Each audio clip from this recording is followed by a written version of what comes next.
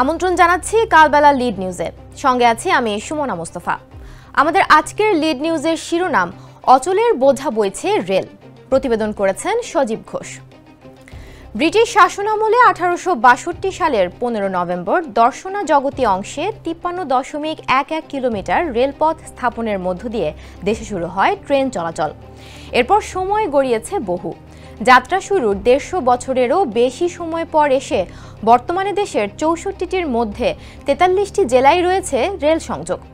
যদিও রেলওয়ে পূর্বাঞ্চল ও পশ্চিমাঞ্চল নামে দুটি প্রশাসনিক অঞ্চলে বিভক্ত। জীবন অবাক না করলে কে করবে? 28% মিল্ক ফ্যাটের অবাক করার সাথে ফ্রেশ মিল্ক পাউডার। জীবন অবাক করুক প্রতিদিন। এর মধ্যে 39টি জেলার রেলপথেই রয়েছে বিভিন্ন সমস্যা।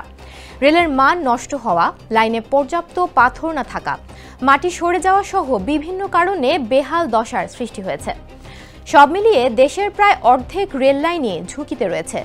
খোদ রেলপথ মন্ত্রণালয়ের করা এক সমীক্ষায় এমন চিত্র উঠে এসেছে। এছাড়াও রেলের ইঞ্জিনের মান ভালো না থাকা, বেহাল কোচের কারণেও ভুগতে হচ্ছে।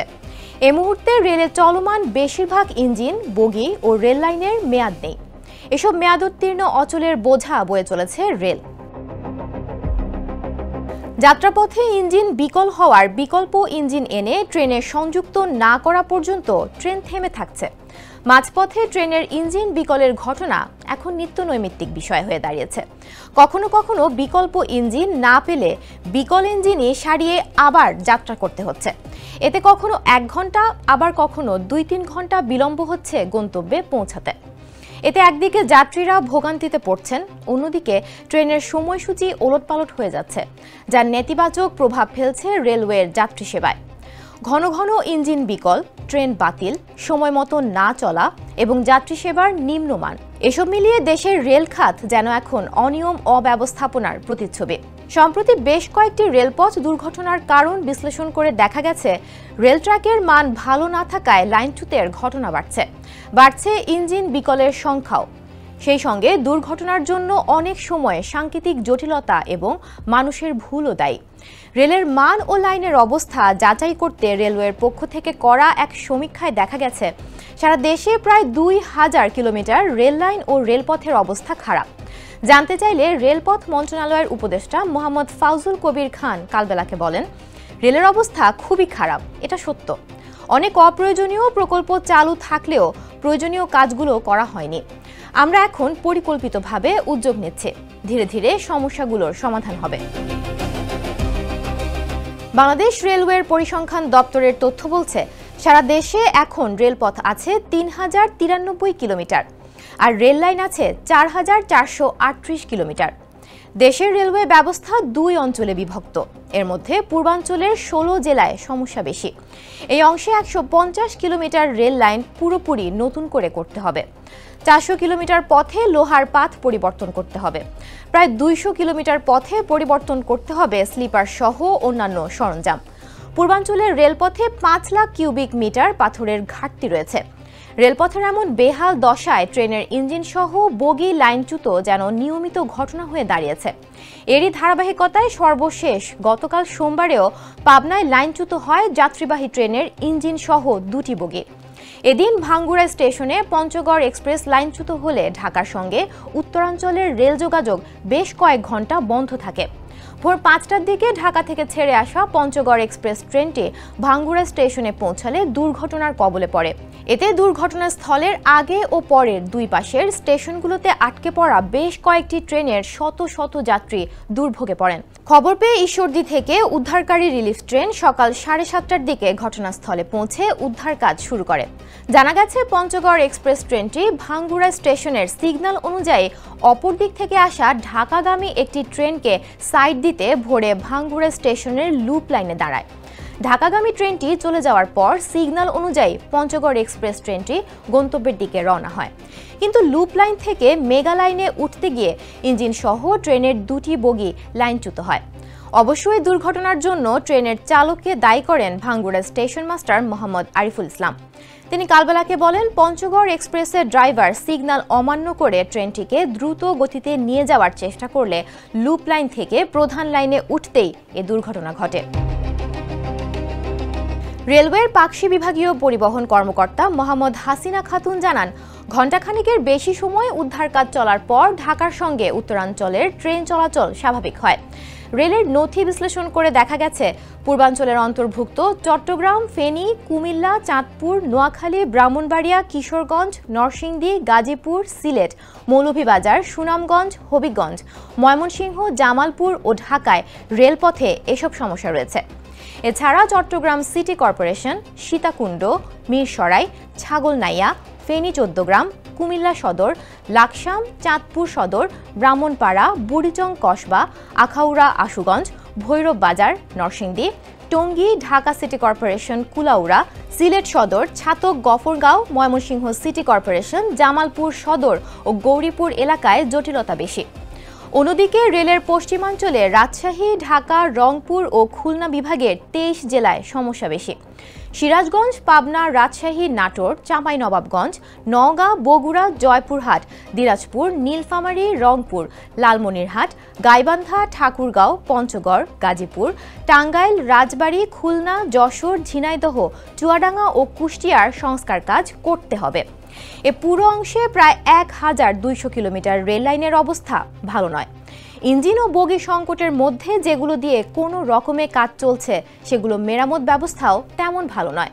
রেলের কারখানায় দক্ষ জনবলের অভাব রয়েছে, পর্যাপ্ত বরাদ্দও নেই। বর্তমানে মিটার গেজ লোকোমোটিভের সংকট প্রকট আকার নিয়েছে। 60 থেকে 65% মিটার গেজের প্রাপ্যতা আর ব্রড গেজে মেলে 70 থেকে 75%। 153টি মিটার গেজের মধ্যে 103টি এবং ব্রড গেজ লোকোমোটিভের হোল্ডিং 128টির মধ্যে 32টির মেয়াদ নেই। আয়ুষ্কাল পার হওয়ার পরও এগুলো ব্যবহার করে যাত্রী পরিবহন করা হচ্ছে। পুরনো ইঞ্জিনের সক্ষমতা কম থাকায় প্রায় বিকল্প হচ্ছে। এসব ইঞ্জিনের যন্ত্রাংশের 90% বেশি বৈদেশিক উৎস থেকে সংগ্রহ করতে হয়। পুরনো ইঞ্জিনের যন্ত্রাংশ পাওয়া যায় না, এ কারণে ভারী মেরামত বন্ধ রয়েছে। আবার মেরামত কারখানাগুলো আধুনিক নয়। রেলের বহরে থাকা 3000 ও 6600 সিরিজের ইঞ্জিনগুলো অত্যাধুনিক, কিন্তু এগুলোর জন্য দক্ষ জনবল ও যন্ত্রাংশ নেই। যান্ত্রিক বিভাগে 1428টি পদের মধ্যে 948টি শূন্য। এক প্রশ্নের জবাবে রেলওয়ের মহাপরিচালক মোহাম্মদ আফজাল হোসেন কালবেলাকে বলেন, আমাদের এখন সবচেয়ে বড় সমস্যা যন্ত্রাংশ ফেল করা, লোকবল সংকট। ইঞ্জিনের সমস্যায় বেশি ভুগছি। ইঞ্জিনের পার্টস কেনা দরকার, বাজেট দরকার। আরও কিছু জনবল নেওয়া গেলে প্রাথমিক সংকট সামলানো যাবে। রেলওয়ে সংশ্লিষ্টরা বলছেন, সংকটের পরিস্থিতি সামাল দিতে যেসব পথে যাত্রী কম, সেখান থেকে ট্রেন কমিয়ে আনা দরকার। আর ইঞ্জিন ও লোকবলের সংকটে ট্রেনের বগির সংখ্যা বাড়ানো যাচ্ছে না। এখন বেশিরভাগ ট্রেনে গড়ে 12টি বগি থাকে, এ সংখ্যা বাড়ানো যেতে পারে। আবার পণ্যবাহী ট্রেন চলাচল বাড়ানোর সুযোগ রয়েছে। রেলওয়ের তথ্য বলছে, বর্তমানে রেলে মোট 140টি ইঞ্জিন রয়েছে, যার মধ্যে 60টি অকেজো অবস্থায় পড়ে আছে। আবার প্রয়োজনের তুলনায় ঘাটতির মধ্যে প্রতিদিনই কয়েকটি করে ইঞ্জিন বিকল হওয়ার ঘটনা ঘটছে। এদিকে কোচ সংকটের মধ্যে 927 কোটি টাকায় 200টি মিটার গেজ যাত্রীবাহী কোচ কেনার একটি প্রকল্প বাতিল করেছে রেলওয়ে। চীনের একটি প্রতিষ্ঠান থেকে এই কোচগুলো কেনার কথা ছিল, কিন্তু ঋণের শর্ত অসামঞ্জস্যপূর্ণ উল্লেখ করে এ থেকে সরে এসেছে রেল কর্তৃপক্ষ। এখন এশীয় উন্নয়ন ব্যাংকের অর্থায়নে 328 কোটি টাকার অন্য একটি প্রকল্প তৈরি করা হচ্ছে। জানতে চাইলে যোগাযোগ বিশেষজ্ঞ বাংলাদেশ প্রকৌশল বিশ্ববিদ্যালয়ের অধ্যাপক শামসুল হক কালবেলাকে বলেন, রেল রোলিং স্টকের ভয়াবহ সংকট রয়েছে। এখন আধুনিক প্রযুক্তির রোলিং স্টক তৈরি হচ্ছে। এগুলো পরিচালনা করার মতো উন্নত প্রযুক্তির প্রশিক্ষণ আমাদের জনবলের নেই। আর রক্ষণাবেক্ষণের মতো গুরুত্বপূর্ণ একটা বিষয়ে আমাদের কোনো মনোযোগ নেই। আমরা শুধু কেনাকাটায় মনোযোগী। সঠিক রক্ষণাবেক্ষণ না হলে যা আছে তাও টিকবে না, নতুন যা আসবে তাও ভালো থাকবে না।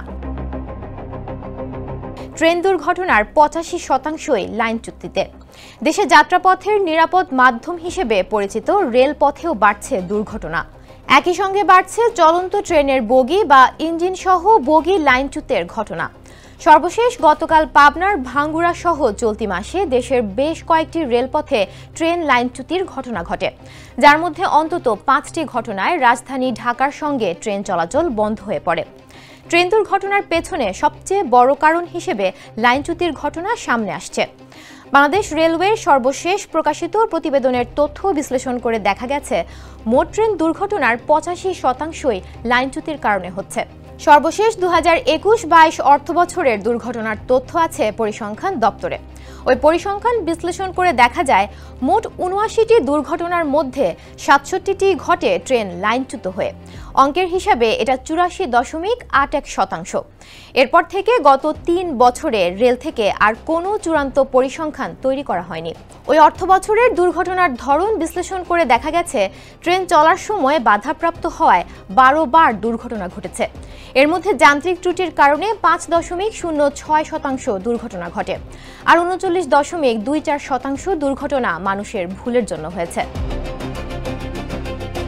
2009 সাল থেকে 12 বছরে রেল লাইনে 2601টি দুর্ঘটনা ঘটে। এতে ট্রেনের চলার পথে বাধাপ্রাপ্ত হওয়ার দুর্ঘটনা 258টি। এসব ঘটনায় 343 জনের মৃত্যু হয়। এর মধ্যে ট্রেনের যাত্রী 32 জন, রেলের কর্মী 43 জন, বাকি 268 জন ট্রেনের আরোহী নন। অর্থাৎ দুর্ঘটনায় মারা যাওয়া অন্তত 3.5 গুণ মানুষ ট্রেনের আরোহী নন। রেলওয়ের পক্ষ থেকে বলা হচ্ছে, মোটা দাগে ট্রেন দুর্ঘটনা মানেই হয় লেভেল ক্রসিংয়ে অন্য কোনো যানের সঙ্গে সংঘর্ষ হওয়া বা ট্রেন লাইনচ্যুত হওয়া।